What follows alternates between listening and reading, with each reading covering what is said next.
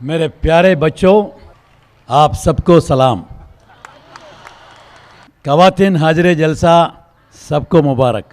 ఇవాళ ప్రత్యేకంగా ఒక మైనారిటీ పోస్ట్ మెట్రిక్స్ హాస్టల్ మొట్టమొదటిసారిగా ఆంధ్రప్రదేశ్లో మైనారిటీ విద్యార్థినులకు పోస్ట్ మెట్రిక్ స్కాలర్షిప్ ఇంతకుముందు ఎప్పుడూ కూడా ఆంధ్రప్రదేశ్లో లేకపోతే మొట్టమొదటిసారిగా ఇవాళ మీ ప్రాంగణంలో వెలిసి ఉంటున్న ఈ శుభ సందర్భంలో మిమ్మల్ని అందరినీ అభినందిస్తున్నా, హృదయపూర్వకంగా నమస్కరిస్తున్నా, చేతులు జోడి. మిత్రులారా, ఇవాళ గడిచిన 3 సంవత్సరాలుగా రాష్ట్ర ప్రభుత్వాన్ని దయచేసి చూడమని కోరుతున్నాను. చెప్పిన ప్రతి వాగ్దానాన్ని నిలబెట్టుకునే ప్రయత్నం చేస్తున్నాం. మైనారిటీ వర్గాల వారికి అయితే వారికి సంబంధించిన విద్య నేర్చుకోవడానికి చాలా కష్టపడాలి. వాళ్ళు స్కాలర్షిప్లు ఇచ్చే విషయంలో గమనించండి, మేము అధికారంలోకి వచ్చిన మొదటి సంవత్సరంలో మైనారిటీల స్కాలర్షిప్ల కోసం బడ్జెట్లో కేటాయించిన సొమ్ము 4 కోట్ల రూపాయల మట్టుకే.